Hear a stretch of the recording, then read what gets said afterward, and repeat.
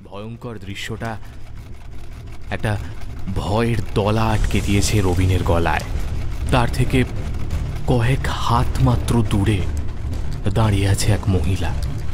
তার চোখ জ্বলছে ভাটার আগুনের মতো, ঠোঁটে ধারালো হাসি, এলো চুল লুটিয়ে রয়েছে বুকের ওপর, হাতে ধরা সেলাই মেশিনের একটা চাকা।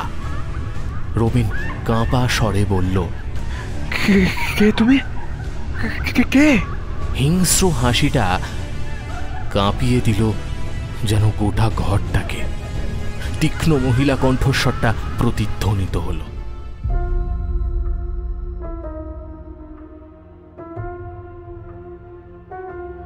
ফ্রিকি ফ্রাইডে স্টোরিজের সমস্ত গল্প শুনতে এক্ষুনি সাবস্ক্রাইব করুন আমাদের ইউটিউব চ্যানেলে, সমস্ত গল্পের আপডেট ও নোটিফিকেশনের জন্য। আজ আপনারা শুনবেন হেমন্ত দত্তের কলম থেকে একটি হাড় হিম করা গ্রাম বাংলার ভয়ের গল্প, কলি। আজকের গল্প পাঠ ও গল্পের সূত্রধারে আমি সায়ন্তন।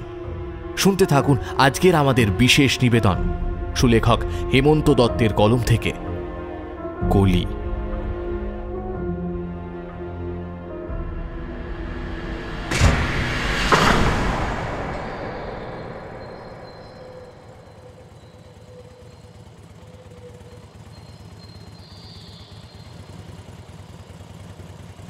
একতলা বাড়িটার সামনে এসে বাইকটা থামালো সুজয়। সিটে বসেই বাড়িটাকে জরিপ করলো একবার। একটু পরেই বেজে উঠল ফোনটা। দ্রুত কানে দিল সে সেটা। হ্যাঁ স্যার, বলুন। হ্যাঁ, চলে এসেছি। না, উনি এখনো আসেননি। হ্যাঁ, দেখি একটু, না হলে নিজেই সার্ভে করে নেব। Okay sir. ফোনটা কেটে দিল সুজয়। একবার ফেলে আসা রাস্তাটার দিকে তাকালো। একটু পরেই দেখল ধুলো উড়িয়ে আসছে একটা বাইক। সুজয় বিড়বিড় করে বলল, যাক, এসে গেছে। বাইকটা এসে থামল সুজয়ের বাইকটার পাশে। বাইক আরোহী হেলমেটটা খুলতে খুলতে বলল, সরি, আসতে একটু দেরি হয়ে গেল। আসলে বাইকটা এমন বিগড়ে ছিল না। আচ্ছা বেশ, চলুন যাওয়া যাক। সুজয় ভদ্রলোককে নিয়ে ঢুকলো বাড়িটার ভেতরে। অবশ্য বাড়ি না বলে এটাকে ছোট একটা কারখানা বলা ভালো। এই গাঁয়ের লোকে তো বলে কল বাড়ি। সারাদিন খটখট করে চলতো সেলাই মেশিন। কত লোক কাজ করত, গাঁট গাঁট কাপড় আসত। কিন্তু কি যে সব হয়ে গেল। বাড়ির প্রাক্তন মালিক মোটা টাকা লোন নিয়েছিল ব্যাংক থেকে, আর তার মধ্যে যে ভয়ঙ্কর ঘটনাটা ঘটল। আইনি জটিলতা কাটিয়ে ব্যাংক খুব শীঘ্রই বাড়িটার নিলাম শুরু করবে। রবিন বাসু নামক এক ভদ্রলোক বাড়িটা কেনার ব্যাপারে আগ্রহী, তাই সুজয় তাকে এনেছে বাড়িটা ঘুরিয়ে দেখাতে। সুজয় হাঁটতে হাঁটতে মৃদু হেসে বলল, বাড়ির দামটা ঠিক কত হতে পারে তা আপনাকে পরে হিসেব করে বলে দেব। আমিও একটু দেখি চারপাশটা, না হলে তো ঠিকঠাক দাম বলা যাবে না। রবিন নামক ভদ্রলোকটি মাথা নেড়ে পা বাড়ালো। ভাঙা চোরা চত্বরটা টপকে ভেতরে গেল রবিন। সুজয় বাড়ির পেছন দিকটা দেখতে পা বাড়ালো। সামনের একটা ঘরে ঢুকল। বুঝল এই ঘরটা একসময় কাপড়ের গাঁট রাখার গোডাউন হিসেবে ব্যবহার করা হতো। আরও কয়েকটা ঘর দেখে রবিন বারান্দা ধরে এগিয়ে গেল। মনে মনে হিসেব করতে লাগলো কত দাম হতে পারে। পকেটের ডায়েরিতে কয়েকটা নোট লিখে নিল। হাঁটতে হাঁটতেই সে পৌঁছল একটা বেশ বড় সড়ো ঘরে। কিন্তু ঘরে পা দিয়ে কেমন যেন কেঁপে উঠল সে। কেমন একটা হিম শীতল হাওয়া যেন তার গায়ে ঝাপটা মেরে গেল। রবিনের মনে হলো কোনো ঠান্ডা মর্গের বরফ যেন কেউ ঢেলে দিল তার গায়ে। কিছুটা কাঁপা পায়ে সে এগিয়ে গেল ভেতরে। এই ঘরটাতেই চলতো সেলাই মেশিনগুলো। কত শত জামা তৈরি হতো এখানে। মেশিনগুলো এখন নেই, দাগগুলো রয়ে গেছে। রবিন নিজেকে গুছিয়ে তীক্ষ্ণ দৃষ্টিতে জরিপ করল ঘরটা। আপন মনে বলল, মন্দ নয়, তবে বেশ কিছু রেনোভেট করাতে হবে। হঠাৎই চিরিক চিরিক শব্দে জ্বলে উঠল দেওয়ালে জ্বলতে থাকা বাতিটা। রবিন ভুরু কিছুটা কুঁচকে দেখল, অস্ফুটে বলল, লাইটটা কে জেলে রেখেছে এখানে? সুজয়বাবু কি? লুজ কানেকশন মনে হচ্ছে। কে জানে কদিন ধরে ঘরগুলো বন্ধ পড়ে আছে। লাইনে কোনো ফল্ট হয়েছে বলে মনে হয়।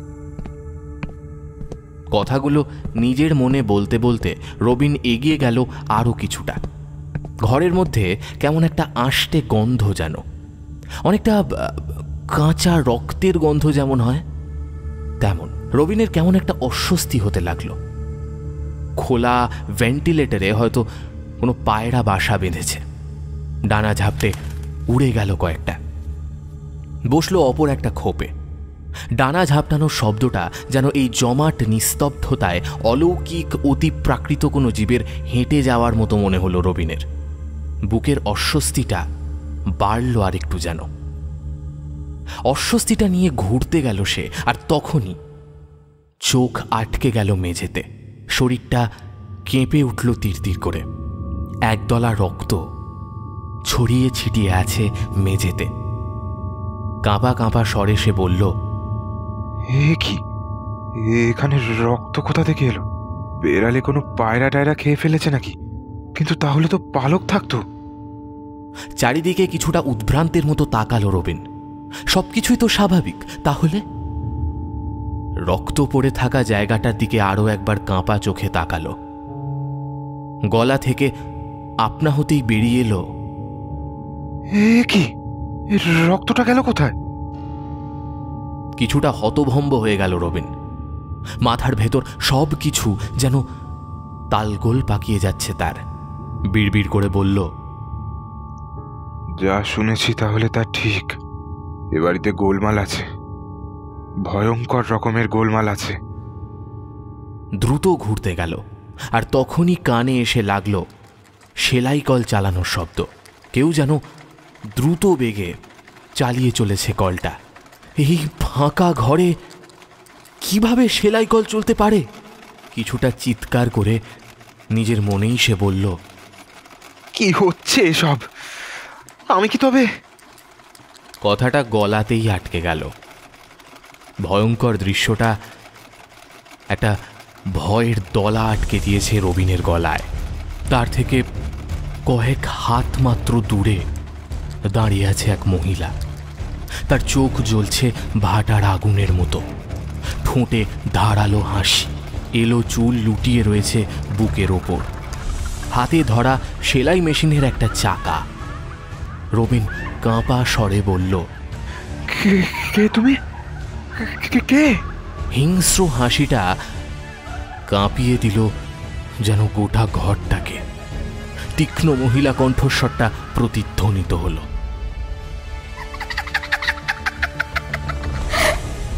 আমি কলি, কলবাড়ি কলি। এই বলে হাতে ধরা চাকাটা সজোরে ছুঁড়ে মারল রবিনকে লক্ষ্য করে। চাকাটা তীব্র বেগে আঘাত করল রবিনের মুখে। মুখটা থেঁতলে গেল, রক্ত গড়িয়ে পড়ল ঠোঁট কেটে। রবিনের শরীরটা ঝাঁকুনি খেয়ে পড়ে গেল। হামাগুড়ি দিয়ে দৌড়ে পালাতে চাইল রবিন, কিন্তু তার আগেই হিংস্র ওই মহিলা চাকাটা দিয়ে আবার নিষ্ঠুর ভঙ্গিতে আঘাত করল রবিনের মাথায়। একবার, দুবার, বারবার। মাথাটা থেঁতলে গেল, ঘিলু আর রক্ত মাখামাখি হয়ে গেল। মেঝেতে রবিনের শরীরটা একটু ঝাঁকুনি দিয়ে স্থির হয়ে গেল চিরদিনের জন্য। নারী মূর্তির হাতে তখনও সেলাই কলের চাকাটা, সেটা থেকে টপ টপ করে ঝরে পড়ছে রক্ত। নারী মূর্তি রবিনের নিষ্প্রাণ দেহটাকে আগুনের চোখে দেখল, ধারালো গলায় বলল, আমি কলি, এ কলবাড়ি আমার। এখানে আমি কাউকে পা দিতে দেব না, কাউকে না।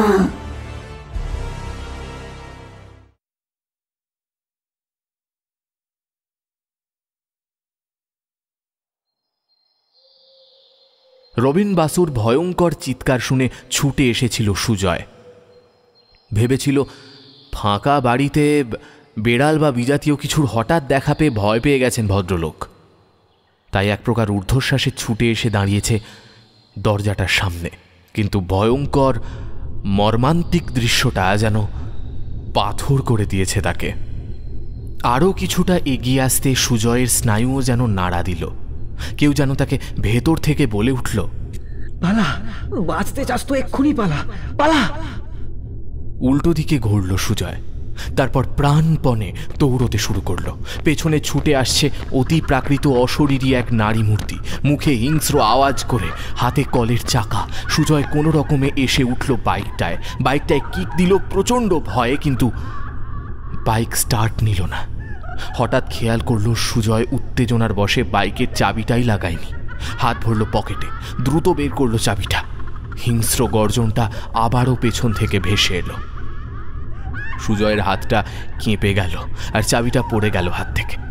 কলের চাকাটা সনসন বাতাস কেটে আছড়ে পড়ল সুজয়ের ঘাড়ের হাড়টা ভেঙে গেল আওয়াজ করে।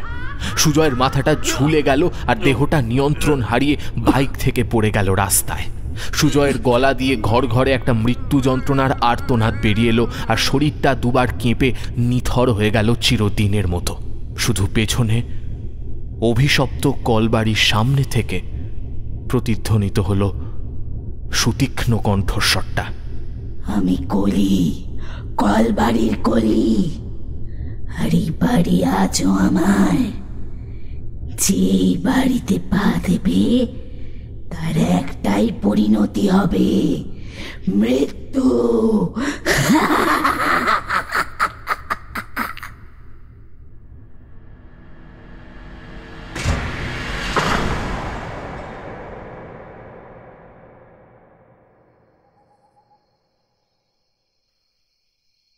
নদীর ধারে তখনও ঝিম মেরে বসেছিল বিনোদ, পাশে পড়ে খালি বোতলটা। সন্ধে পার হয়ে গেছে বেশ অনেকটা আগে। নদীর চরটাও প্রায় ফাঁকা। রণজয় এতক্ষণ কঠিন মুখে দাঁড়িয়েছিল। এবার সেও চাপা বিরক্তি নিয়ে বলল, এই শালা সন্ধ্যে থেকেই বাউল করে যাচ্ছে ভাই। বললো একটুখানি খাবো, তারপর পুরো বোতলটা সাবার করে দিল। তাই জন্য তোকে ডেকে আনলাম। তৃষা কিছুটা নরম স্বরে বলল, হ্যাঁ সে ভালোই করেছিস, কিন্তু গায়েগঞ্জে এরকম ব্যাপার স্যাপারগুলোকে সবাই আবার ঠিক ভালো চোখে দেখে নাকি না? সে যেন কিছুটা চিন্তিত হলো। কয়েকদিনের জন্য সে রণজয় আর বিনোদের সাথে মামার বাড়িতে এসেছিল। মামার বাড়িতে মামা মামি এখন নেই, শুধু দিদা। তাই ফাঁকা বলেই কয়েকদিনের জন্য ঘুরতে এসেছিল ওদেরকে নিয়ে। সবই ঠিক ছিল, কিন্তু বিনোদটা হঠাৎ এরকম করবে ভাবতে পারেনি সে। চিন্তিত মুখে একবার সামনের অন্ধকারটার দিকে তাকালো। তারপর রণজয়কে উদ্দেশ্য করে বলল, এই তুই ওকে ধর, আমিও ধরছি। মালটাকে বাড়ি পর্যন্ত নিয়ে যেতে হবে তো। দিদা আবার কি বলবে কে জানে। রণজয় বিনোদের একটা কাঁধ ধরল। চাপা বিরক্তিটা এখনো তার গলায়।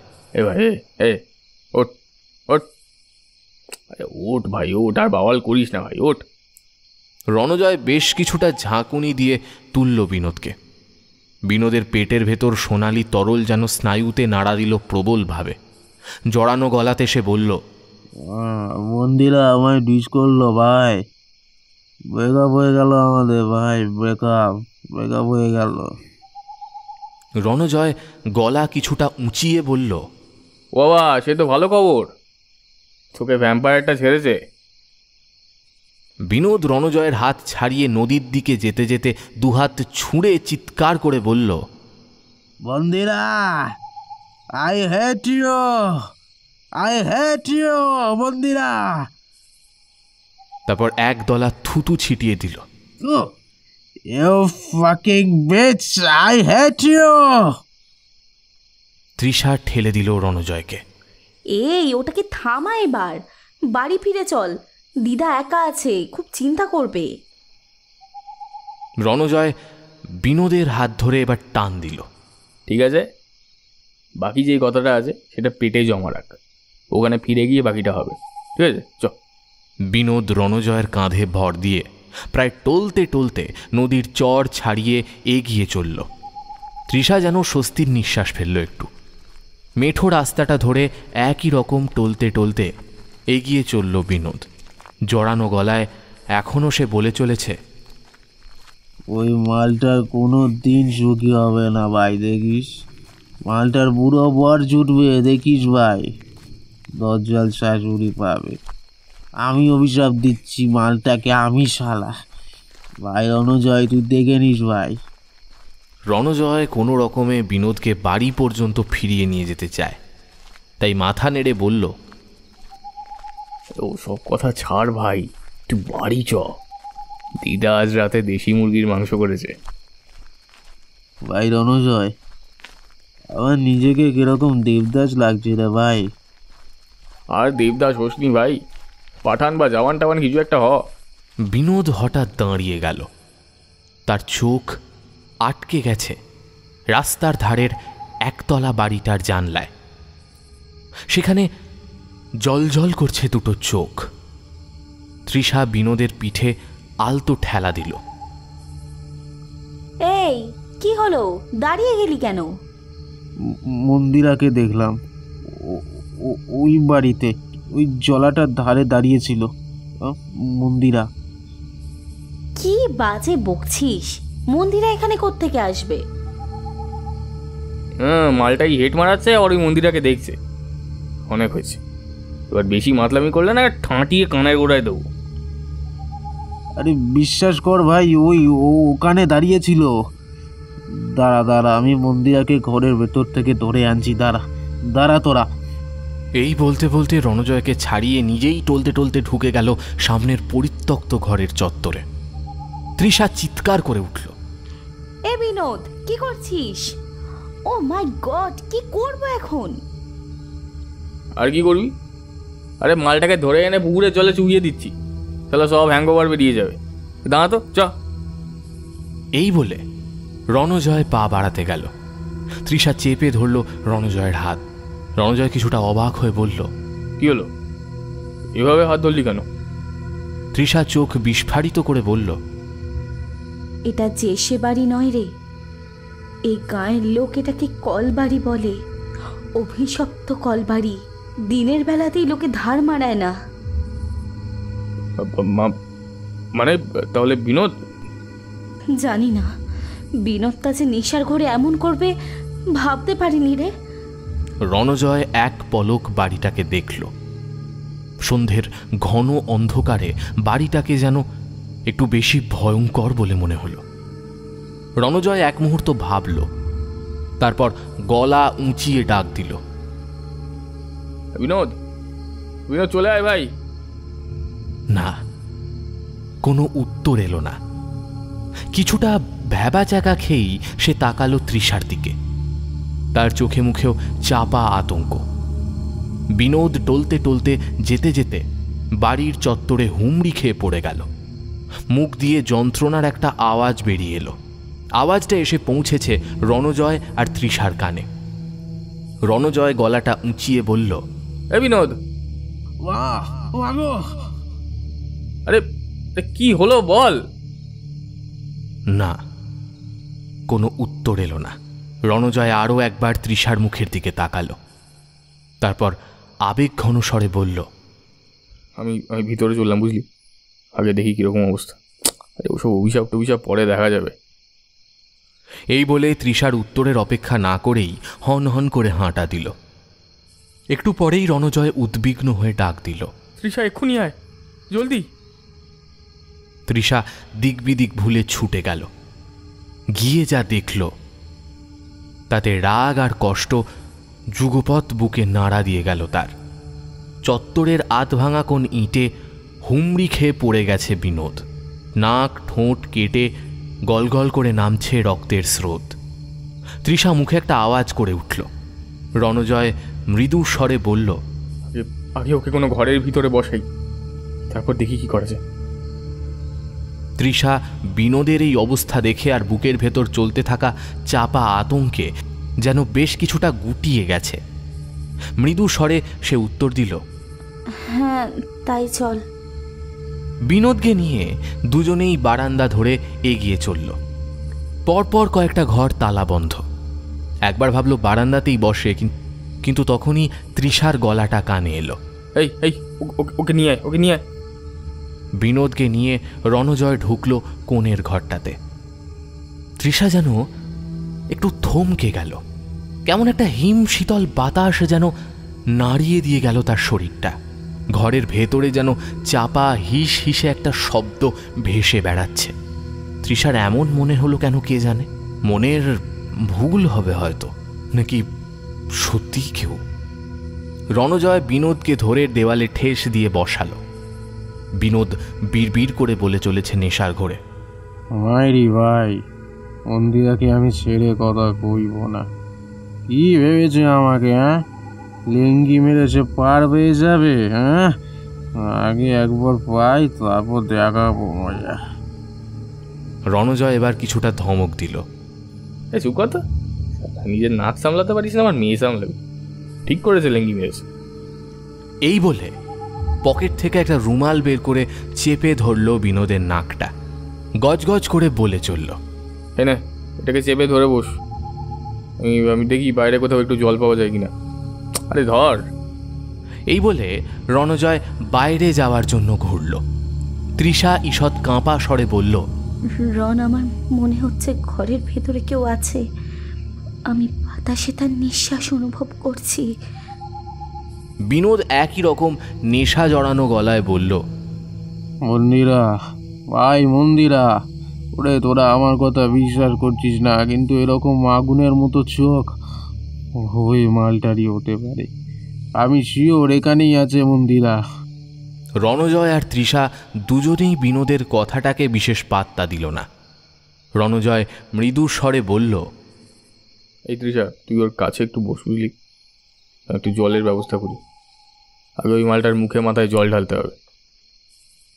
এই বলে রণজয় এক প্রকার ঝড়ের বেগে বেরিয়ে গেল। বাইরের রাস্তাটা এসে থামল একটু। তারপর ডান দিকে রাস্তাটা ধরে হাঁটা দিল হনহন করে। নদীর চরে যাওয়ার সময় দেখেছিল ডান দিক ধরে কিছুটা এগোলে ছোট্ট একটা বাজার পড়ে। সেখানে কোল্ড ড্রিঙ্কস, চিপস এবং অন্যান্য জিনিসও পাওয়া যায়। সেখান থেকে নেবে জলের একটা বোতল। শুনশান রাস্তাটা প্রায় দৌড়ে পার হলো রণজয়।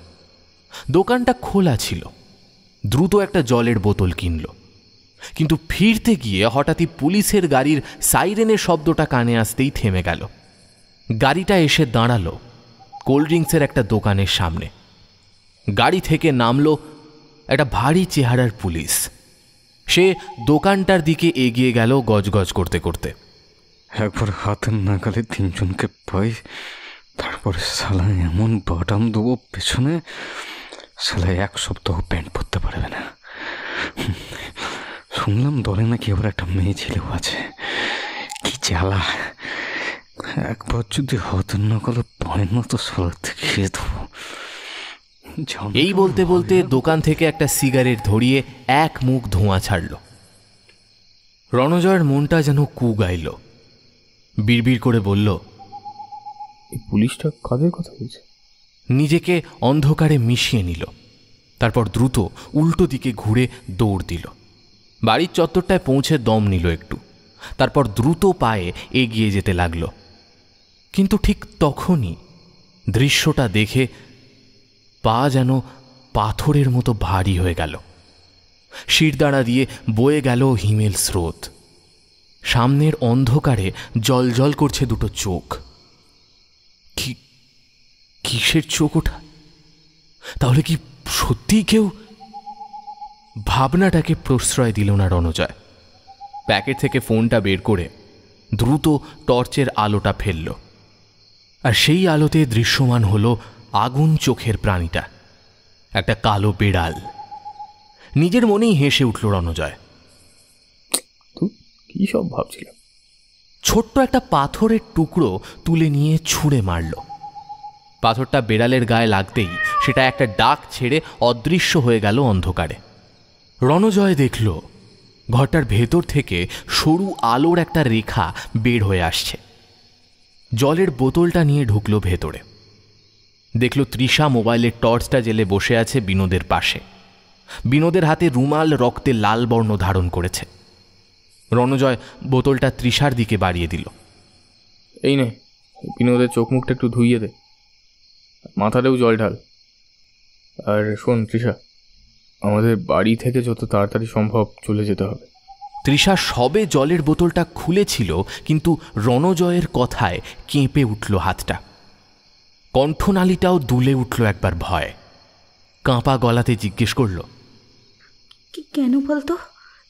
তুই কি কোনো কিছু দেখেছিস? মানে ওই বাজারে পুলিশকে দেখলাম, 3 জনের একটা দলকে খুঁজছে, কিন্তু বুঝতে পারছি না। থেমে গেল রণজয়। নিচের ঠোঁটটাকে দাঁত দিয়ে চেপে ধরল। ভাবল কিছু একটা। তাকে উদ্দেশ্য করে বলল, এই ওটার মাথায় জল ঢালাই, ঠিক কর আগে। তৃষা আলতো মাথা নেড়ে জল দিয়ে বিনোদের মুখটা পরিষ্কার করে মাথায় জলটা ঢালল। বিনোদ নড়ে উঠল একটু, বিড়বিড় করে বলল, এই শালা, আবার বৃষ্টি নামলো নাকি? তৃষা ঝাঁঝিয়ে উঠল। না, বৃষ্টি নয়, জল ঢালছি তোর হ্যাংওভার কাটানোর জন্য। বাড়ি ফিরতে হবে এবার, চল। এই বলে খালি বোতলটা ছুঁড়ে ফেলে দিয়ে টান দিল বিনোদকে।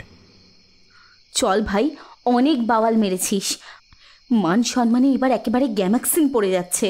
চল বাপ আমার। বিনোদ উঠল, দুপা টলতে টলতে এগিয়ে গেল সে। তারপর থেমে গেল আবার। নেশা জড়ানো গলাতে বলল, মন্দিরা মালটাকে দেখলি? কোথায় গেল বলতো মালটা? মালটাকে কিন্তু আমি ছাড়বো না মালটাকে। শালা আমাকে ব্লক মেরে দিয়েছে, রিপ্লাই দেবে না। ওকে আমি ছাড়বো না, আমাকে আমি। কোথায় গেল মালটা? এই ঘরেই তো ছিল। আজ আমি একটা হেস্তনেস্ত করে তারপর যাবো এখান থেকে। এই বলে তৃষার হাত ছাড়িয়ে আবারও বসে পড়ল। তৃষা বিনোদের কাঁধ ধরে ঝাঁকাতে ঝাঁকাতে বলল, দিদা কিন্তু খুব চিন্তা করবে বিনোদ। রণজয় বিরক্তির দৃষ্টিতে দেখল বিনোদকে, বিড়বিড় করে বলল, এই মালটার হ্যাংওভার এভাবে কাটবে না, অন্য কোনো ব্যবস্থা নিতে হবে। রাস্তা। তৃষা নিজের কপালটায় মৃদু চাপড় দিয়ে বলল, গড, কি করি এখন? ছেড়েও যেতে পারি না, আবার এখানে থাকাটাও। আর বিনোদ, চল ভাই, আজ কাল সকালে এসে তোর ওই মন্দিরাকে নিয়ে যাব। চল ভাই আমার। তৃষা আরও কিছু বলতে যাচ্ছিল, কিন্তু তার আগেই সুবিশাল ঘরের অন্ধকার থেকে ভেসে এলো একটা যান্ত্রিক শব্দ। কেউ একটা সেলাইয়ের কল চালিয়ে চলেছে। ঘর ঘর শব্দটা চিরে দিচ্ছে ঘরের নিস্তব্ধতাকে। কেঁপে উঠল তৃষা। বিনোদও যেন একটু ঝাঁকুনি খেল। কোণের আধো অন্ধকারের দৃশ্যমান হলো একটা ছায়ামূর্তি। বিকৃত গলায় হুমকিটা প্রতিধ্বনিত হলো অন্ধকার ঘরে, বিনোদ, ফিরে যা এখান থেকে, ফিরে যা। তৃষা যেন কিছুটা থমকে গেল। গলাটা যেন চেনা চেনা লাগছে। পাশে তাকিয়ে দেখল রণজয় সেখানে নেই। গলা কিছুটা তুলে ডাক দিল, রন, রন, কোথায় গেলি? সামনের অন্ধকার থেকে টুকুস করে বেরিয়ে এলো রণজয়। ঠোঁটে ফিচেল একটা হাসি নিয়ে বলল, এই যে ম্যাডাম, ওই ব্যাটাকে এখান থেকে ফিরে যাওয়ার জন্য ভড়কি দিচ্ছিল। বিনোদের নেশার ঘোর কিছুটা হলেও যেন কেটেছে। তবু আলগা নেশা লাগা গলাতে বলল, এই কি ভেবেছিস? আমি বুঝতে পারিনি? সব বুঝেছি। যা, চলে যা। আমি মন্দিরার সাথে বোঝাপড়া করে তারপর ফিরব। মন্দিরা, এই মন্দিরা। বিনোদ এগিয়ে যেতে গিয়ে আবারও টাল খেয়ে পড়ে যাচ্ছিল। তৃষা প্রায় ছুটে গিয়ে ধরে নিল তাকে, ধমক দিল, এই এই বস এখানে। পায়াকে ব্যালেন্স নেই, তার উপর বেশি ক্যাঁদরানি মারানো না। বিনোদ মেঝেতে বসতে বসতেই তৃষা রণজয়কে ভ্রু কুঁচকে বলল, শোন রন, তুই একবার বাড়ি যা। দিদা মনে হয় রান্না বান্না সেরে ঘুমিয়ে গেছে। ফোন করছি, ধরছে না। তুই ভুজুং ভাজুং যা হোক দিয়ে ঘন্টা 2 সময় ম্যানেজ কর ভাই। দেখি তার মধ্যে বিনোদের ঘোর কাটে কিনা। রণজয় কি যেন একটা ভাবল, তারপর মৃদু স্বরে বলল, বেশ, তাই যাই, দেখি ম্যানেজ করা যায় কিনা। তুই দরজাটা ভালো করে দিয়ে দে, বুঝলি? পুলিশের চোখে পড়লে ক্যাচাল হয়ে যাবে। রণজয় কিছুটা দ্রুত পায়ে বেরিয়ে গেল। তৃষা দরজাটা ভেজিয়ে দিল আলতো করে। এবার বিরক্তির চোখে বিনোদের দিকে তাকালো। তারপর ফোনটা সার্ভ করতে করতে বসলো মেঝেতে। কেটে গেল বেশ কিছুটা সময়। ভেজানো দরজাটা একবার আলতো নড়ার আওয়াজ হলো। তৃষা কিছুটা চমকে তাকালো সেদিকে। দরজার ফাঁক দিয়ে একটা হাওয়া এসে ঝাপটা মেরে গেল। তৃষা বিনোদকে দেখল। একই রকম ঝিম মেরে বসে আছে সে। কিছু একটা বলতে যাচ্ছিল, কিন্তু তখনই অন্ধকার কোণ থেকে কল চালানোর ঘর ঘর শব্দটা আবার ভেসে এলো। কেউ যেন প্রবল বেগে কলটা চালিয়ে চলেছে। বিনোদ একটা ঝাঁকুনি খেয়ে তাকালো, তারপর ঝটকা দিয়ে উঠে পড়ল। টলতে টলতে এগিয়ে গেল সামনের অন্ধকারের দিকে। জড়ানো গলাতে বলল, এই রানো, এই কি ভেবেছিস আমাকে ভড়কি দিবি? হ্যাঁ, আমি অত পাতলা মাল নই রে, অত পাতলা মাল নয়, পারবি না। কথাটা শেষ করতে পারল না বিনোদ। গলায় যেন একদলা ভয় পাথরের মতো আটকে গেল। বেশ কিছুটা দূরে দাঁড়িয়ে আছে এক ছায়ামূর্তি। তবে সে রণজয় নয়, দীর্ঘাঙ্গী এক মহিলা। এলো চুল পড়েছে তার বুকের ওপর, চোখ যেন ভাটার আগুনের মতো জ্বলছে। হাতে ধরা কলের চাকা। বিনোদের নেশা যেন ছুটে গেল। কাঁপা কাঁপা গলায় সে বলল, কে তুমি? একটা ভয়ঙ্কর হাসি প্রতিধ্বনিত হলো। সেই হাসি যেন ফাটিয়ে দিচ্ছে ঘরের দেওয়াল। বিনোদের শরীরটা কেঁপে উঠল থরথর করে। তৃষা যেন ভয়ঙ্কর আতঙ্কে পাথর হয়ে গেছে। মহিলার দীর্ঘ নখযুক্ত একটা হাত তীব্র বেগে এসে চেপে ধরল বিনোদের গলা। বিনোদের দম যেন বন্ধ হয়ে আসতে লাগলো। বুকের ভেতর হৃৎপিণ্ডটা পাখির ডানার মতো ঝাপটে উঠল। ঠিকরে বেরিয়ে এলো চোখ কোটর থেকে। দু হাত দিয়ে সে ছাড়াতে চাইল অলৌকিক অতিপ্রাকৃত হাতের শিকল। দম ফুরিয়ে আসা গলায় বলল,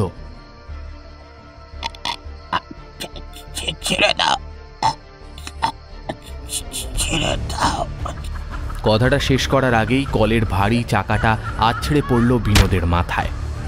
মাথাটা থেঁতলে গেল। রক্ত ফিনকি দিয়ে বেরিয়ে এলো আর ঝরে পড়ল অন্ধকার মেঝেতে। সুতীক্ষ্ণ গলাটা প্রতিধ্বনিত হলো, আমি কলি, কলবাড়ির কলি। এ ঘর আমার, এখানে এলে এই পরিণতি হবে। চাকাটা দিয়ে আঘাত করলো আবারও। মাথাটা ফেটে গেল। রক্ত ফিনকি দিয়ে বেরিয়ে এলো আর বিনোদের শরীরটা নখরযুক্ত হাতের বন্ধন মুক্ত হয়ে পড়ে গেল মেঝেতে। তৃষা ভয়ঙ্কর আর্তনাদ করে উঠল। বাবা গো! হিংস্র নারী মূর্তি ঘুরল তৃষার দিকে। ভয়ঙ্কর এক গর্জনে ভরে গেল ঘরের পরিবেশ। তৃষা উল্টো দিকে ঘুরে পালাতে চাইল। হাত থেকে ছিটকে পড়ল মোবাইলটা। কিন্তু তৃষা ঘর থেকে বেরোবার আগেই সশব্দে বন্ধ হয়ে গেল দরজাটা। আর তৃষাও ফেলে রাখা বোতলটায় পিছলে গিয়ে হুমড়ি খেয়ে আছড়ে পড়ল দরজার সামনে। পাগলের মতো চাপড়াতে লাগলো দরজাটা। কে আছো? কে আছো? বাঁচাও! রণজয়, রণ! নির্জনই বাড়িটার ভেতরের চিৎকারের শব্দ পৌঁছবে না লোকালয়। সামনের শুনশান রাস্তায় এমন কেউ নেই যে ছুটে আসবে সেই আর্ত চিৎকার শুনে। তৃষা প্রচণ্ড ভয়ে, প্রচণ্ড আতঙ্কে কেঁদে উঠল হাউ হাউ করে। ছেড়ে দাও, আমাকে ছেড়ে দাও, আমি চলে যাচ্ছি। ছেড়ে দাও, ছেড়ে দাও ভাই। কলি তথা হিংস্র নারী মূর্তি নখরযুক্ত মুঠো চেপে ধরল তৃষার চুলের গোছে। হ্যাঁচকা টানে সশব্দে শরীরটা মেঝেতে পড়ে গেল। হিংস্র নারী মূর্তি তৃষার চুলের গোছা ধরে টানতে টানতে নিয়ে গেল অন্ধকারে। সেখানে পড়ে একটা পরিত্যক্ত সেলাই কল। তৃষার দেহটা সজোরে চেপে ধরল ধারালো কাঁটার নিচে। তারপর প্রবল বেগে চালিয়ে দিল কলটা। ধারালো কাঁটা শূন্যে উঠে বসে গেল তৃষার মুখে। একবার, দুবার, বারবার। রক্ত ফিনকি দিয়ে ছিটকে পড়ল চতুর্দিকে। ভয়ঙ্কর মৃত্যু আর্তনাদে ভরে গেল গোটা ঘর। হিংস্র নারী মূর্তি তৃষার রক্তস্নাত দেহটাকে ছুঁড়ে ফেলে দিল মেঝেতে। তৃষা সেই অবস্থাতেই নিজের শরীরটা নিয়ে টেনে হিঁচড়ে এগিয়ে গেল দরজাটার দিকে। রণজয় ফিরে এসেছে, কিন্তু বাড়ির সামনের অন্ধকার চত্বরটায় এসে পৌঁছতেই তার কানে বর্ষার ফলার মতো এসে আছড়ে পড়ল তৃষার মৃত্যু আর্তনাদ। পাগলের মতো ছুটে গেল সে, বন্ধ দরজায় উন্মাদের মতো চাপড়াতে লাগলো। তৃষা, তৃষা, এই তৃষা, বিনোদ, বিনোদ, এই বিনোদ, বিনোদ দরজা খোল, বিনোদ। কিন্তু একটু পরেই কানে এসে লাগলো হিংস্র গর্জন। আমি কলি, কলবাড়ির কলি, এ বাড়ি আমার, এখানে যে আসবে। ভারী কিছু আঘাতের শব্দ হলো। তৃষার মৃত্যু আর্তনাদটা কাঁপিয়ে দিল রণজয়কে। দরজাটা একই রকম পাগলের মতো চাপড়ে চলল সে। বিনোদ, বিনোদ, তৃষা, আরে তোদের কি হয়েছে বল বিনোদ, তোরা ঠিক আছিস? থেমে গেল রণজয়। দরজার তলা দিয়ে গড়িয়ে আসছে রক্তের লাল একটা স্রোত। রণজয়ের শরীরটা প্রবলভাবে কেঁপে উঠল, স্নায়ু শিথিল হতে শুরু করলো একটু একটু করে। হাঁটু ঘেড়ে বসে পড়ল রণজয়, হাউ হাউ করে কেঁদে উঠল। বিনোদ, তৃষা, সারা দিচ্ছিস না কেন বিনোদ? এক মুহূর্ত যেন জমাট নিস্তব্ধতায় ভরে গেল বাড়িটা। শুধু সেই নিস্তব্ধতায় কোনো একজনের ভয়ানক কান্না পাক খেয়ে চলল। একটা দমকা বাতাস আছড়ে পড়ল দরজায়, সশব্দে খুলে গেল দরজাটা। রণজয়ের শরীরটা যেন ঝাঁকুনি খেয়ে গেল। উঠে দাঁড়ালো সে, দৃষ্টি ফেলল ভেতরে। তৃষার ছিটকে পড়া মোবাইলের চাপা আলোটা খেলে বেড়াচ্ছে ঘরে, আর সেই আলোয় যা দেখল তাতে তার শরীরটা গুটিয়ে গেল। দরজার সামনে পড়ে আছে তৃষার রক্তমাখা দেহটা, হাত কয়েক দূরে মেঝেতে পড়ে বিনোদের থেঁতলে যাওয়া শরীরটা, আর এদের ঠিক মাঝে দাঁড়িয়ে এক হিংস্র নারী মূর্তি। হাতে তার কলের চাকা, সেখান থেকে টপ টপ করে রক্ত ঝরে পড়ছে। রণজয়ের বুকের ভেতর হৃৎপিণ্ডটা প্রবল বেগে ধাক্কা দিল। অলৌকিক অতিপ্রাকৃত হাসিতে ভরে গেল জায়গাটা।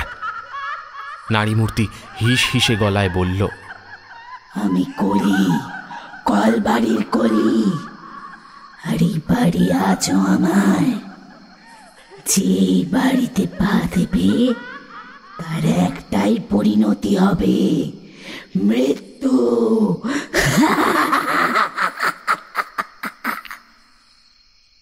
এই বলেই হাতে ধরা চাকাটা সজোরে নিক্ষেপ করল। কোনো এক প্রতিবর্ত ক্রিয়ায় সরে গেল রণজয়। চাকাটা লক্ষ্যভ্রষ্ট হয়ে আছড়ে পড়ল তার কাঁধে। রণজয়ের মনে হলো কাঁধের হাড়গুলো ভেঙে গুঁড়িয়ে যাচ্ছে। প্রচণ্ড যন্ত্রণার একটা চিৎকার ছিটকে বেরিয়ে এলো তার মুখ থেকে। উল্টো দিকে ঘুরে দৌড়তে শুরু করলো সে। পেছনে সেই নারী মূর্তি পাগলা কুকুরের মতো তাড়া করেছে তাকে। হিংস্র গর্জন চিরে দিচ্ছে জমাট অন্ধকার। এটা কলবাড়ি, এ বাড়িতে যে পা দেবে তার পরিণতি হবে ভয়ঙ্কর মৃত্যু। রণজয় অন্ধকারের মধ্যে ছুটে চলেছে উদ্ভ্রান্তের মতো। কাঁধটা যেন মনে হচ্ছে কেটে পড়ে যাবে দেহ থেকে। শরীরটা যন্ত্রণায় কুঁকড়ে যাচ্ছে, দম ফুরিয়ে আসছে তার, পা কাঁপছে থরথর করে। আর পারল না, দাঁড়িয়ে গেল সে। ঘাড় ঘুরিয়ে তাকালো পেছনে, না, কেউ নেই। যন্ত্রণায় কুঁকড়ে আসা শরীরটা নিয়ে বসে পড়ল রাস্তায়, হাউ হাউ করে কেঁদে উঠল।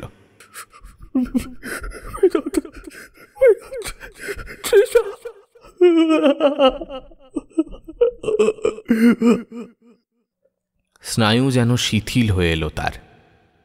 পারল না উঠে দাঁড়াতে, ধুলো ভরা রাস্তায় শুয়ে পড়ল।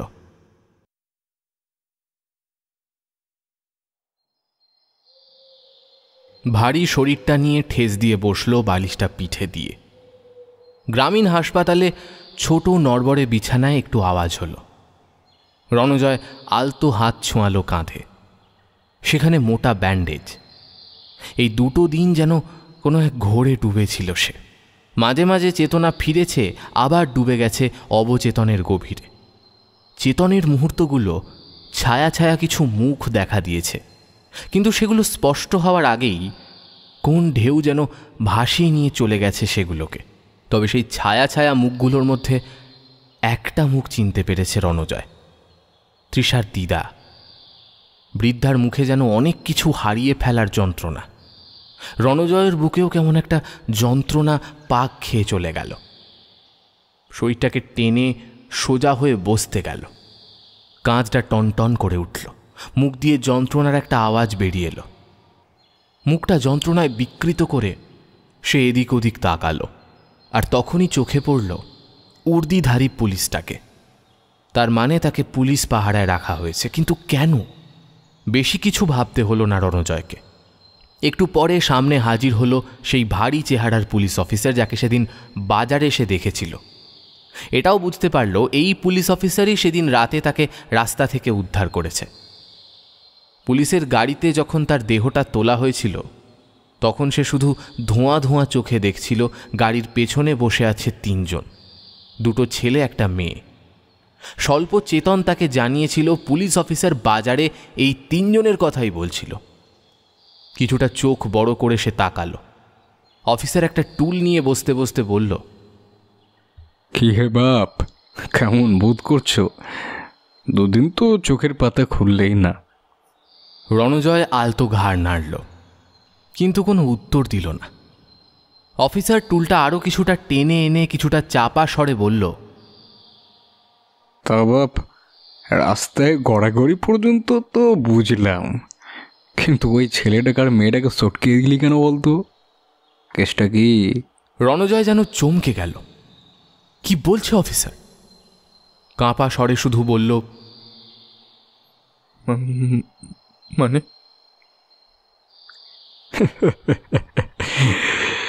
মানেটা তুই ভালোই বুঝিস বাপধন। ওই যে কি সব তোরা বলিস না, ট্রায়াঙ্গেল লাভ নাকি, এক ফুল দো মালি। আপনি কি বলছেন? এরকম বলার মানে ওই কলবাড়িতে কলি নামক একজন নারী মূর্তি। কে? কলি? ঘটনা যা তাই বললাম, বিশ্বাস করা না করে আপনার উপর। রণজয়ের বুকের ভেতরটা এখন ফাঁকা মাঠ। গলা চিরে কান্না যেন উগড়ে আসতে চাইছে, তাই চোখের জলটা লুকোবার জন্য মুখটা ঘুরিয়ে নিল সে। অফিসার উঠে পড়ল, মাথার টুপিটা ঠিক করতে করতে মৃদু স্বরে বলল, আচ্ছা ঠিক আছে ঠিক আছে, আমি এখন আসি বাপধন, তুই বিশ্রাম নে।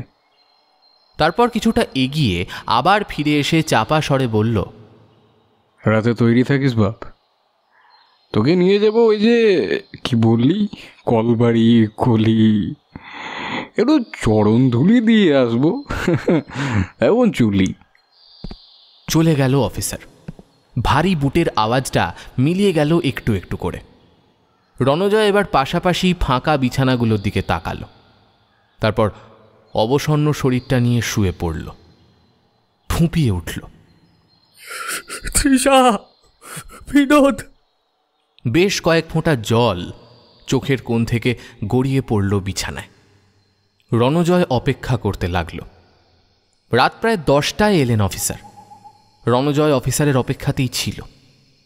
অফিসার যাই বলুক, তার মন যেন বুঝতে পারছে না অফিসার ঠিক কোথায় তাকে নিয়ে যেতে চায়, ওই বাড়িতে নাকি পুলিশ কাস্টাডিতে। তবে কি এবার টর্চার হবে তার উপর? রণজয়ের শরীর আর মনের যা অবস্থা, তাতে যে কোনো টর্চারের সামনে সে আর দাঁড়াতে পারবে না। এসেছিল 2 দিনের জন্য গ্রামে। পিতৃমাতৃহারা রণজয় তৃষা আর বিনোদকে পেয়ে ভুলে গিয়েছিল ছোটবেলা সেই একলা হয়ে যাওয়ার দিনগুলো। মনে হয়েছিল কেউ তো আছে, কিন্তু সেই আপনার হয়ে যাওয়া মানুষগুলোই চলে গেল তার জীবন থেকে চিরদিনের মতো, আর সে আবারও একা হয়ে গেল, তবে এবার সারা জীবনের জন্য। অফিসার কিছুটা এগিয়ে এসে মৃদু স্বরে বলল, চল বাপ, যাওয়া যাক। তবে দেখি সে বেটি কি আবার ভেলকি দেখায়।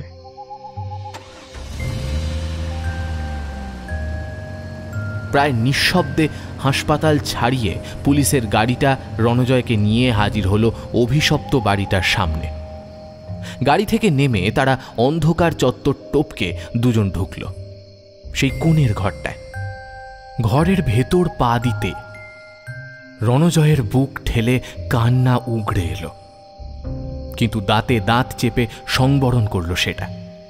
অফিসার টর্চের আলোটা ফেলল গোটা ঘরটা জুড়ে। আলোটা কোণের পরিত্যক্ত সেলাই কলটাতে পাক খেয়ে ফিরে এলো। অফিসার কিছু একটা যেন ভাবল, তারপর রণজয়ের দিকে চোয়াল কঠিন করে বলল, তুই মার্ডারটা ঠিক কি দিয়ে করলি বলতো বাবা? রণজয় স্থির চোখে দেখল অফিসারকে। কান্না জড়িয়ে যাচ্ছে গলায়। সেই অবস্থায় হাত জোর করে বলল, আপনারা বিশ্বাস করুন, কোনো মার্ডার টাডার নয়, ওই কলি। থেমে গেল রণজয়। বিনোদ আর তৃষার মুখটা ভেসে উঠল মনের পর্দায়। কথাগুলো যেন গলায় আটকে গেল। অফিসারের ঠোঁটে খেলা করছে অবিশ্বাসের হাসি। হাসির রেশটা নিয়ে সে বলল, আচ্ছা, কেসটা আগাগোড়া খুলে বলতো, কিছু বাদ দিবি না, একদম গোড়া থেকে খুলে বল আমাকে। রণজয় গোছালো নিজেকে। সে বুঝে গেছে আইনি প্রশাসন আবেগ বোঝে না, তারা বড় নির্মম, নিষ্ঠুর। তাই বলতে শুরু করলো সে, আমি বিনোদ আর তৃষার কলেজ জীবনের বন্ধু। আমরা তিনজন সব জায়গায় একসাথেই যেতাম। কয়েকদিন আগে ঠিক হয়েছিল আমরা 2 দিনের জন্য এখানে আসব। সেদিন রাতে বিনোদ। রণজয় বলে চলল সেদিনের সমস্ত ঘটনা। সব শোনা হলে অফিসার মুখ একটু বিকৃতি করল। কানের ভেতর আঙুল ঢুকিয়ে নাড়া দিল একটু, তারপর মুখ বিকৃত করে বলল, তার মানে বাপধন তুই বলছিস কোনো এক ভূতনি একটা চাকা ছুঁড়লো আর 2টো লাশ পড়ে গেল? বলছি বাপধন, তুই কি অডিও স্টোরি চ্যানেল চালাস নাকি? #গ্রাম বাংলার ভূত বলে একটা গল্প শুনিয়ে দিলি। আচ্ছা বেশ, ধরে নিলাম একটা ভূতনি নাচতে নাচতে এলো আর 2টো লাশ ফেলে দিল, কিন্তু তোর সেই ভূতনি কোথায়? হ্যাঁ, কোথায় ভূতনি? সেও কি আবার আমাকে দেখে ভয় পেয়ে গেল নাকি? পারিস বটে। রণজয় এই প্রশ্নের কি উত্তর দেবে যেন বুঝতে পারল না। স্থির চোখে তাকিয়ে রইল অফিসারের দিকে। অফিসার কয়েকবার নিজের মনে হাঁটল ঘরের মেঝেতে। বুটের ভারী আওয়াজটা যেন ছিঁড়ে দিল ঘরের নিস্তব্ধতাকে। অফিসার এসে দাঁড়ালো রণজয়ের সামনে। বেশ কিছুটা কড়া স্বরে বলল, শোন, আজ সারা রাত এই ঘরে আমি তোর সাথেই থাকবো, কোনো চাপ নেই। তার মধ্যে যদি তোর ওই কলি আসে তো ভালো, বোঝাপড়া আমি ঠিক করে নেব। কিন্তু যদি না আসে তাহলে ধরে নে 14 বছরের জন্য তুই সরকারের পার্মানেন্ট অতিথি। রণজয়ের গলায় কণ্ঠনালীটা দুলে উঠল। বুকের ভেতর যন্ত্রণার সাথে পাক খেয়ে গেল অজানা এক ভয়। সে ধপাস করে বসে পড়ল মেঝেতে। পুলিশ অফিসার মৃদু পায়ে এগিয়ে গিয়ে ভেজিয়ে দিল দরজাটা। পিস্তলটা নিল হাতের মুঠোয়। তারপর হাঁটতে হাঁটতে বলল, দেখি তোর ওই ভূতনি কখন আসে। কেটে গেল অনেকটা সময়। অফিসার আর রণজয় দুজনেই যেন স্থির কোনো মূর্তি। নিস্তব্ধ ঘরে শুধু তাদের নিঃশ্বাস পড়ার আওয়াজ ছাড়া আর কোনো শব্দ নেই। কোনো সেলাই কল ঘুরল না, কলি নামক কোনো হিংস্র মহিলা আবির্ভূতও হল না। অফিসার আলতো মাথা নাড়ল, কাঁধ ঝাঁকিয়ে বলল, কই রে বাপ, তোর কলি পিসি তো এলো না, কি আর করি? চল, তোকেও এবার তৈরি হতে হবে তো, 14টা বছর। এই বলে পা বাড়াতে গেল।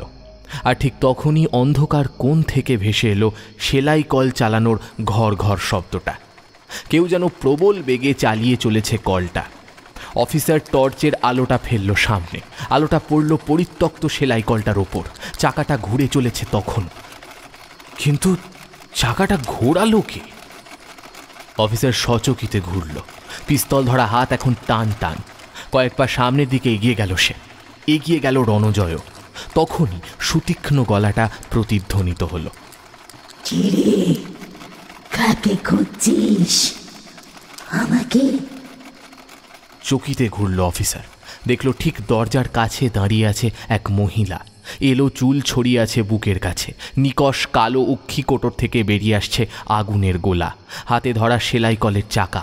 অলৌকিক সেই নারী মূর্তি একবার ঘাটটা ঘোরালো হিংস্র ভঙ্গিতে।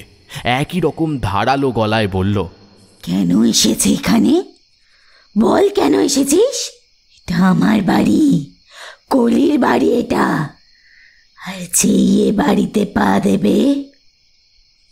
বলেই হাতে ধরা চাকাটা ছুঁড়ে দিল অফিসারের দিকে। সাথে সাথে অফিসারের হাতের বন্দুকটা গর্জে উঠল বেশ কয়েকবার। কালো ধোঁয়ার একটা চক্র পাক খেলো সনসন করে। রণজয় যেন প্রচণ্ড ভয়ে ভীষণ আতঙ্কে পাথর হয়ে গেল। হঠাৎই পুলিশ অফিসারের মুখ থেকে গোঙানির আওয়াজটা কানে আসতেই চমকে গেল সে। আর যা দেখলো তাতে তার গোটা শরীরে যেন বিদ্যুৎ খেলে গেল। দীর্ঘ নখযুক্ত একটা হাত চেপে ধরেছে অফিসারের গলা, আর ঠিক পেছনে দাঁড়িয়ে হিংস্র ভঙ্গিতে সেই অলৌকিক নারীমূর্তি তথা কলি। ভয়ঙ্কর গর্জন করে সে চেপে ধরেছে অফিসারের গলা। কলির হিস হেসে কণ্ঠস্বরটা প্রতিধ্বনিত হচ্ছে। বলেছিলাম না, এ বাড়িতে পা দিলে তার পরিণতি একটাই, মৃত্যু।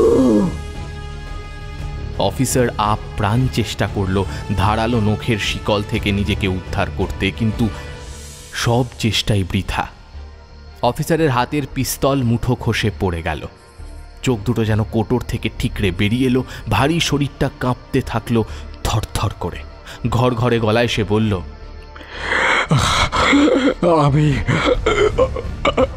আমি তোকে। অফিসার মুঠো পাকিয়ে মারতে চাইল কলিকে। মুঠো শূন্যে পাক খেয়ে ঘুরে এলো, আর কলি হিংস্র গর্জন করে সেলাই কলের চাকাটা দিয়ে সজোরে আঘাত করলো অফিসারের মাথায়। রক্ত ছিটকে পড়ল চতুর্দিকে। অফিসারের দেহটা পড়ে গেল ধুলো ভরা মেঝেতে। জড়ানো গলাতে সে চিৎকার করে উঠল,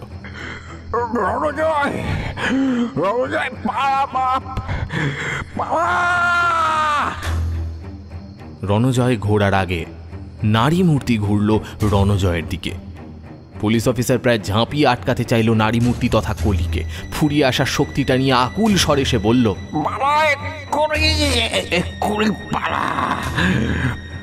রণজয় ঝড়ের বেগে দৌড় দিল। দরজাটা খুলে বেরিয়ে এলো বাইরে। কাঁধের ক্ষতটা নিয়ে ছুটে চলল সে উদ্ভ্রান্তের মতো। যেতে যেতে শুনতে পেল কলবাড়ির ভেতর থেকে ছিটকে বেরিয়ে আসছে মৃত্যু যন্ত্রণার এক ভয়ঙ্কর আওয়াজ।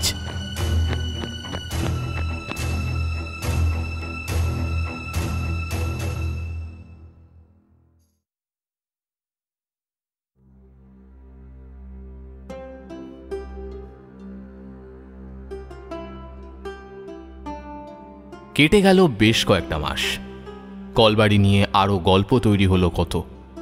গাঁয়ের মানুষ কলবাড়ির সামনের রাস্তাটা ভুলে যেতে বসল। আর ঠিক তখনই শীতের এক সন্ধ্যায় জমাট অন্ধকারে দেখা গেল কলবাড়ির সামনের চত্বরে দাঁড়িয়ে আছে এক দীর্ঘদেহী ছায়ামূর্তি। মৃদু পায়ের শব্দ প্রতিধ্বনিত হল নির্দিষ্ট বিরতিতে। একটু পরেই চত্বরের ঘন জমাট অন্ধকারে জ্বলে উঠল একটা দেশলাই। সিগারেটের ধোঁয়া পাকিয়ে উঠল ওপরে। ছাই ঝরে পড়ল ধুলো ভর্তি চত্বরে। ছায়ামূর্তি ধারালো দৃষ্টিতে জরিপ করল বাড়িটা। তার ঠোঁটে খেলে গেল রহস্যময় এক হাসি। ছায়ামূর্তি সিগারেটটা মাটিতে চেপে নিভিয়ে দিল আগুনটা। তারপর চত্বর ছাড়িয়ে সামনের রাস্তা ধরে অদৃশ্য হয়ে গেল। এই ঘটনার ঠিক পরের দিনই সন্ধ্যের মুখটাতে একটা গাড়ি এসে দাঁড়ালো। গাড়ি থেকে নামলো বেশ কয়েকজন। তারা এগিয়ে গেল বাড়িটার দিকে। চত্বরটায় দাঁড়ালো সকলে। দীর্ঘকায় ব্যক্তিটা চোখ কিছুটা বড় করে তাকালো বাড়িটার দিকে। তারপর লাল কৌপিন পরিহিত ব্যক্তিদের দিকে তাকিয়ে কিছু একটা সন্দিগ্ধ গলাতে বলল, কি বুঝছেন? কাজ কিছু হবে? বসে আনতে পারবেন তাকে? কৌপিন পরিহিত ব্যক্তিটির ঠোঁটে খেলে গেল উপহাসের হাসি। কড়কড়ে গলায় সে বলল, কালী ওঝাকে টক্কর দেবে এমন কোনো বেটা বেটি এ পৃথিবীতে নেই। যতই হিংস্র হোক না কেন, কালী ওঝার সামনে সব। হ্যাঁ, চলুন আগরওয়াল সাহেব, দেখি আপনার সেই কলি বেটির কত ক্ষমতা। এই বলে কালী ওঝা তার ঝোলাটা নিয়ে পা বাড়ালো ভেতরে। আগরওয়াল ডাক দিল একটু দূরে থাকা যুবকটিকে। কই রণজয় বাবু, চলুন, আপনি না থাকলে এসবের কিছুই তো।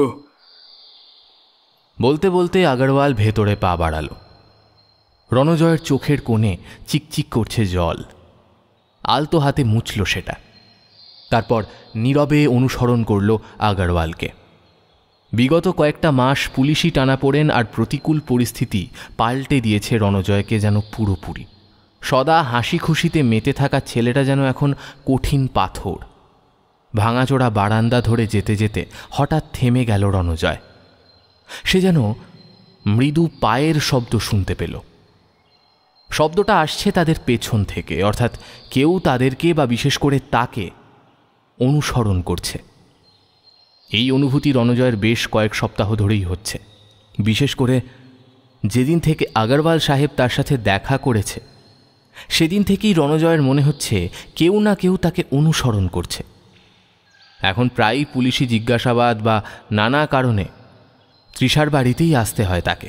তৃষার মামা মামি তার আসার ব্যাপারটা খুব একটা ভালোভাবে মেনে নেয়নি, কিন্তু দিদা কারোর আপত্তি শোনেনি। রণজয়কে আপন করে নিয়েছে। কে জানে, হয়তো রণজয়কে পেয়ে তৃষার চলে যাওয়াটা কিছুটা হলেও ভুলতে চায়। বৃদ্ধার ভেতরে কোন চোরা স্রোত চলে তা রণজয়ও জানে না। জেনে লাভও নেই, তাকে তো আসতে হবেই, যতদিন না সব কিছু মেটে। আজ যেমন আসতে হয়েছে আগরওয়াল সাহেবের সাথে। তিনি এই বাড়িটা কিনবেন, গড়বেন নতুন করে, কিন্তু কলি নামক হিংস্র অলৌকিক নারীমূর্তিকে বিনাশ করবেন তার আগে। কালী ওঝার মতো কঠিন ওঝাকে নিয়ে এসেছেন তাই তিনি। রণজয় অবশ্য আজ আসতে চায়নি, কিন্তু আগরওয়াল সাহেব শোনেননি আপত্তি। তার সাফ কথা, ওই মেয়েটাকে কিভাবে কালী ওঝা বন্দি কাঠি দেয় তা আপনি নিজের চোখে দেখবেন না? রণজয় অবশ্য শুধু এই আবেগটার জন্য আসেনি, এসেছে আরও একটা কারণে। কালী ওঝার বন্দি কাঠির মুহূর্তটা ক্যামেরা বন্দি করবে সে, তারপর সেটা দেখাবে ওই। আগরওয়াল ডাক দিলেন। কি হলো রণজয় বাবু, দাঁড়িয়ে গেলেন কেন? আসুন। রণজয় ঘরে গিয়ে দেখল মেঝেতে জ্বলছে বড় সড়ো একটা প্রদীপ। আলো ছড়িয়ে পড়ছে সারা ঘরে। আলো পড়ছে পরিত্যক্ত সেলাই কলের ওপরেও। মেঝেতে পাতা একটা খড়ের আসন, তাতে বসে আছে কালী ওঝা। গোল একটা চক্র রচনা করেছে লাল, কালো আর হলুদ গুঁড়ো দিয়ে। চক্রের মাঝে রাখা একটা সরু মুখের বোতল, চারপাশে অনেক তেঁতুলের বীজ ছড়ানো। বোতলের পাশে একটা লেবু রাখা আছে, হয়তো বোতলের ছিপি হিসেবে কাজ করবে সেটা। কালী ওঝার হাতে অনেকগুলো তেঁতুলের বীজের মালা। সেগুলো সে কালো গুঁড়োতে চুবিয়ে পরিয়ে দিল আগরওয়াল আর রণজয়ের গলায়। কড়কড়ে গলায় বলল, এগুলো যতক্ষণ গলায় থাকবে ও বেটি ছুঁতেও পারবে না। আপনারা একটা নির্দিষ্ট জায়গায় গিয়ে দাঁড়ান, আমি গোল চক্র এঁকে দেব, তার মধ্যেই থাকবেন, কোনোভাবেই বের হবেন না সেই চক্রের বাইরে। রণজয় আর আগরওয়াল সাহেব নির্দিষ্ট জায়গায় দাঁড়াতেই কালী ওঝা কালো, লাল আর হলুদ গুঁড়ো দিয়ে চক্রের বন্ধন করে দিল। তারপর ফিরে গেল নিজের আসনে। একই রকম কড়কড়ে গলায় বলল, আমি এবার আমার ক্রিয়া আরম্ভ করব। সে বেটিকে ধরা দিতেই হবে আমার হাতে, কিন্তু তবু একটা কথা বলি, বন্দী হবার আগে সে সর্বোচ্চ ভয়ঙ্কর রূপ ধারণ করবে, তাই খুব সাবধান কিন্তু। এই বলে কালী ওঝা ঝোলা থেকে বের করল আরও কিছু সামগ্রী। তারপর যেই ক্রিয়া শুরু করতে যাবে ঠিক তখনই বারান্দায় ভারী পায়ের আওয়াজ শোনা গেল। চমকে গেল সকলে। একটু পরেই দরজার সামনে দীর্ঘ এক ছায়ামূর্তিকে নড়তে দেখা গেল। আগরওয়াল সাহেব কিছুটা কাঁপা স্বরে বলল, কে ওখানে? দরজায় হাজির হলো এক দীর্ঘদেহী পুলিশ, হাতে উদ্যত পিস্তল। ভারী বুটের আওয়াজ তুলে সে ঢুকল ঘরে। ভারী স্বরে বলল, আমি স্থানীয় থানার নতুন অফিসার বিক্রম সিং। রণজয় বাবু আমাকে চেনেন কি? রণজয় বাবু চেনেন তো? রণজয় এতক্ষণ স্থির দৃষ্টিতে দেখছিল অফিসারকে। হ্যাঁ, বেশ কদিন ধরেই আপনাকে অনুসরণ করছি তো। এই বাড়িতেও একবার টহল দিয়ে গিয়েছি কাল সন্ধ্যেবেলায় অন্ধকারে, তাই আজ দেখতে এলুম কি ব্যাপার স্যাপার চলছে। আসলে আমরা এই বাড়িটাকে একটু শুদ্ধির জন্য। হাত তুলে থামিয়ে দিল অফিসার। গম্ভীর গলায় বলল, জানি, তাই তো নিজের চোখে দেখতে এলুম ভিতরে কি ব্যাপারটা চলছে। কলি নামক ওই মহিলা সত্যিই কি বাড়িটাকে আতঙ্কে ঘিরে রেখেছে? কালী ওঝা এক মুহূর্তের জন্য থেমে গিয়েছিল। এখন আবার আসন্ন ক্রিয়ার প্রস্তুতি নিতে নিতে বলল, আমার বেশ কিছুটা সময় লাগবে ক্রিয়াদি শুরু করতে। ততক্ষণ স্যার আপনার মুখে শুনেনি কলি বেটির গোটা গল্পটা। দাঁড়ান, তার আগে আপনার বন্ধনের ব্যবস্থা করি। আপনি পুলিশ বলে তো সে বেটি আর আপনাকে ছাড়বে এরকম তো নয়। অফিসার আপত্তি করতে গিয়েও কি ভেবে থেমে গেল। কালী তেঁতুল বীজের একটা মালা পরিয়ে দিল অফিসারের গলায়। কালো, লাল আর হলুদ গুঁড়োর চক্র। নিন, এবার শুরু করুন, আমিও আমার কাজটা এগিয়ে নিয়ে যাই। এই কারখানা কাম বাড়িটা তৈরি করেছিলেন অরিন্দম রায়। এতে 7টা জাম্বো সেলাই কল চলত। প্রায় 20 জন পুরুষ মহিলা কাজ করত এখানে। কারখানা চালাতে গিয়ে ব্যাংকে বড় অঙ্কের একটা টাকা লোন নিয়েছিলেন। বাইরে থেকে কাপড়ের গাঁট আনা, ডেলিভারি সব দেখতো অরিন্দম বাবু।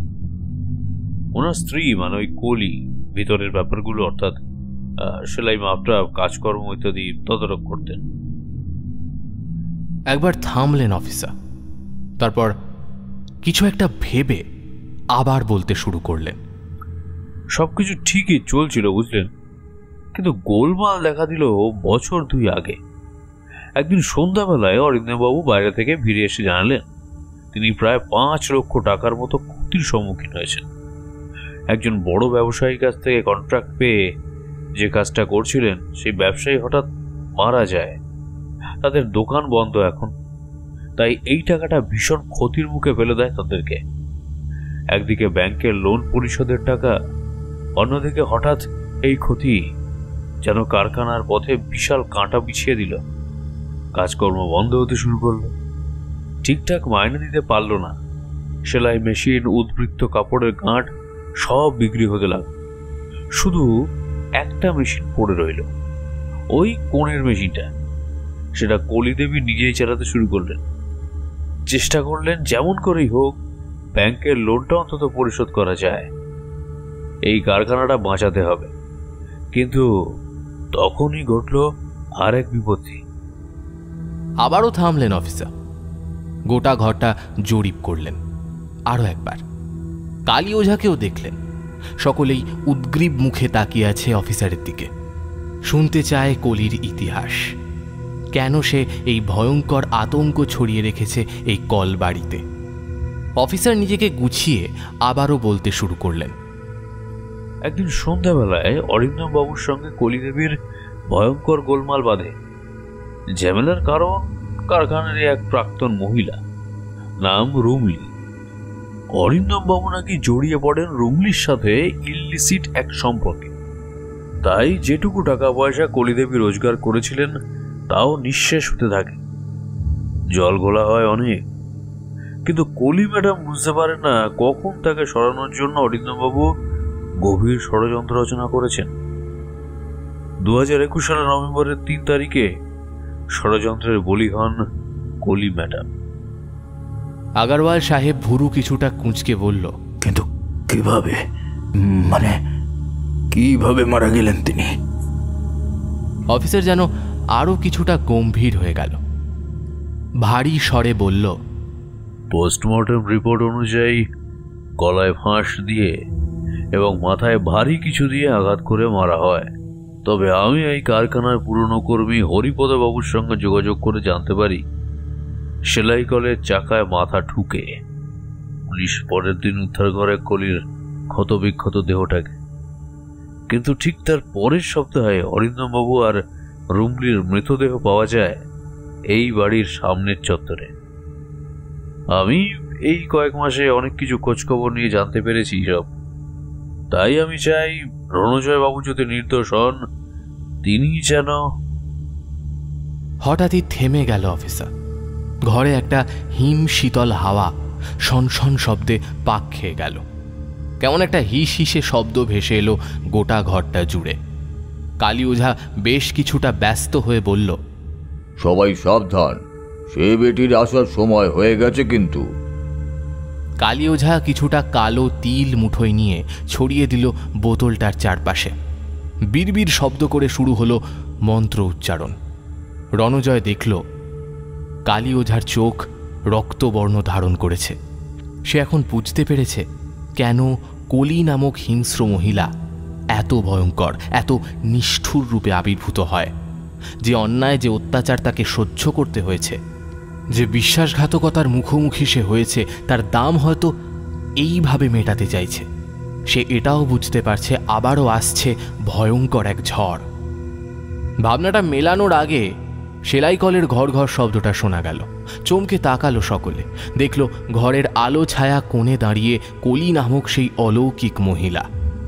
কালী ওঝার সাবধান বাণীটা আবার শোনা গেল, ভয় পাওয়ার কিছুই নেই, নিজেদের স্থির রাখুন, শুধু কেউ চক্রের বাইরে বের হবেন না। কালো ধোঁয়ার একটা চক্র পাক খেতে শুরু করলো। কালী ওঝার গমগমে গলাটা শোনা গেল, ওরে বেটি, কালী ওঝাকে টক্কর দিতে চাস তুই? বেশ, আমিও দেখি এ লড়াইয়ে কে জেতে। এই বলে এক মুঠো কালো সর্ষে বিড়বিড় করে মন্ত্র পড়ে ছুঁড়ে দিল চক্রের ভেতর। কালো ধোঁয়ার পাকটা গোটা ঘরে যেন তাণ্ডব করতে শুরু করল। কলি নামক হিংস্র মহিলার দীর্ঘ নখরযুক্ত একটা হাত ঝড়ের বেগে এসে টিপে ধরতে চাইল আগরওয়ালের গলাটা, কিন্তু সেটা গলায় স্পর্শ করতেই বিদ্যুতের একটা চক্র যেন পাক খেয়ে গেল, আর নখরযুক্ত হাতটা ছিটকে সরে গেল। কালীর ঠোঁটে তখন খেলে গেল যেন এক ধারালো হাসি। মন্ত্রোচ্চারণ আরও তীক্ষ্ণ হলো। কলি যেন আরও হিংস্র রূপ ধারণ করলো। এবার হাতে ধরা সেলাই কলটা ছুঁড়ে মারল অফিসারকে লক্ষ্য করে, আর সাথে সাথে অফিসারের হাতের বন্দুকটা গর্জন করে উঠল। আগরওয়াল প্রচণ্ড ভয়ে ছুটে পালিয়ে যেতে চাইলেন। রণজয় ক্যামেরাটা বের করেছিল ঘটনাটা ক্যামেরাবন্দি করবে বলে, কিন্তু আগরওয়াল সাহেবকে আটকাতে গিয়ে ছিটকে পড়ে গেল সেটা হাত থেকে। ছিঁড়ে গেল তেঁতুল বীজের মালা, বীজগুলো ছড়িয়ে পড়ল মেঝেতে। রণজয় খেয়ালই করল না এই ঘটনায় কখন মুছে গেছে চক্রের হলুদ কালো দাগ। কলির অট্ট হাসি প্রতিধ্বনিত হলো। কলির নখরযুক্ত হাতটা এবার এগিয়ে এলো রণজয়কে লক্ষ্য করে। পুলিশ অফিসারের হাতের বন্দুক আবারও গর্জে উঠল, কিন্তু সব ব্যর্থ। কলির হাত এখন টিপে ধরেছে রণজয়ের গলা। আগরওয়াল সাহেবের কি হলো কে জানে, ভারী দেহটা নিয়ে সজোরে ধাক্কা দিল রণজয়কে। হাতের নাকপাশ থেকে মুক্ত হয়ে সে ছিটকে পড়ল দূরে। আগরওয়াল সাহেব কি করবে বুঝতে পারল না। পড়ে থাকা সেলাই কলের চাকাটা নিয়ে ছুটে গেল কলির দিকে। পুলিশ অফিসারের বন্দুকটা গর্জে উঠল আবারও। কলি এখন মুখ ঘুরিয়েছে আগরওয়ালের দিকে। হিংস্র মূর্তি যেন এখন আরও হিংস্র, গর্জন যেন ফাঁকা করে দিচ্ছে বুক। কলির হাতে এখন সেলাই কলের চাকা ঘোরানো সেই ধাতব তারটা, সেটা দিয়ে পেঁচিয়ে ধরতে চাইল আগরওয়ালের গলা। আগরওয়াল হাত তুলে আটকাতে চাইল সেটা। তেঁতুল বীজের মালাটা ছিঁড়ে পড়ে গেল মেঝেতে। ধাতব তার পেঁচিয়ে বসল গলায়। আগরওয়ালের গলা থেকে গোঙানির শব্দটা বেরিয়ে এলো। অফিসার ট্রিগার টানলো, কিন্তু গুলি শেষ। কালী ওঝা এক প্রকার লাফ দিয়ে উঠল নিজের আসনে। চোখ বুজে শুরু করলো পিশাচ বন্ধন মন্ত্র। তারপর দ্রুত গতিতে ছুটে গিয়ে বেশ কয়েকটা লেবুর বীজ সমেত কালো গুঁড়ো ছুঁড়ে দিল কলিকে লক্ষ্য করে। কালো ধোঁয়ার পাক উঠল আর সুতোর মতো হয়ে প্রবেশ করলো বোতলের মধ্যে। কালী দ্রুত আটকে দিল বোতলের মুখটা পড়ে থাকা লেবুটা দিয়ে। শন শন শব্দে বাতাস থেমে গেল। স্বাভাবিক হলো সব। কালী ওঝা উঠে বসল। রণজয় হাঁ করে দম নিল একটু। আগরওয়াল সাহেব বিড়বিড় করে বলে উঠল, আমি কি এখনো বেঁচে আছি? কালী ওঝা সশব্দে হেসে উঠলেন। হাসির রেশটা নিয়ে তিনি বললেন, বিলকুল বেঁচে আছেন, উঠে পড়ুন। ও বেটিকে আমি বোতলে ভরে নিয়েছি। এবার বাপ বেটিতে সুখে দিন কাটাবো। চলুন এখন এখান থেকে যাওয়া যাক।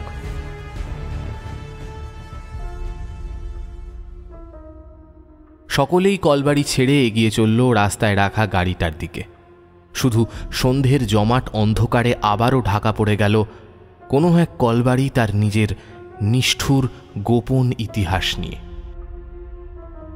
স্টেশনের চেয়ারটায় এক প্রকার ঝিম মেরেই বসেছিল রণজয়। আবারও ফিরে যাচ্ছে সে। আসার সময় দিদার জল ভর্তি চোখটা দেখে এসেছে। রণজয় বলতে চেয়েছিল অনেক কিছুই, কিন্তু বলতে পারেনি সে। কোনো এক কষ্ট তার বুকে যেন এখনও পাক খেয়ে চলেছে। একটু পরে ট্রেনের হুইসেল শোনা গেল। ট্রেন ঢুকলো ঝমঝম শব্দ করে। রণজয় পা বাড়ালো ট্রেনে যাওয়ার জন্য।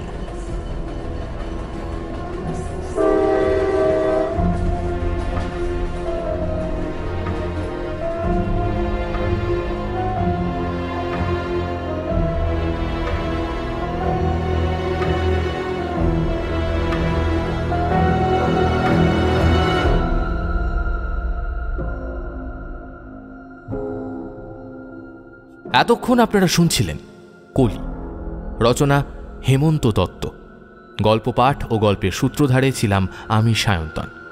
অন্যান্য চরিত্রে আমার সাথে ছিল সৌভিক, সৌমদীপ, তৃষা, নীল, আর্য, সৌমজিৎ, বুবাই, প্রভাকর এবং পার্থ। এই গল্পের নাট্যরূপ নির্মাণে ছিল দিশানি, শব্দ সংযোজনে সুদেশনা, আবহ সঙ্গীত ও স্পেশাল এফেক্টসে আর্য। কেমন লাগলো আজকের গল্পটা? যদি আজকের গল্পটা তোমাদের ভালো লেগে থাকে ভিডিওটিকে একটি অবশ্যই লাইক করে দিও, চ্যানেলটা সাবস্ক্রাইব করে আমাদের পাশে থেকো, বেল আইকনে ক্লিক করতে ভুলো না সমস্ত গল্পের আপডেট ও নোটিফিকেশনের জন্য। আগামী পর্বে আবার দেখা হবে তোমাদের সাথে। সবাই সুস্থ থেকো, ভালো থেকো আর শুনতে থাকো ফ্রিকি ফ্রাইডে স্টোরিজ। আজকের মতো এখানেই শেষ করছি। নমস্কার, শুভরাত্রি।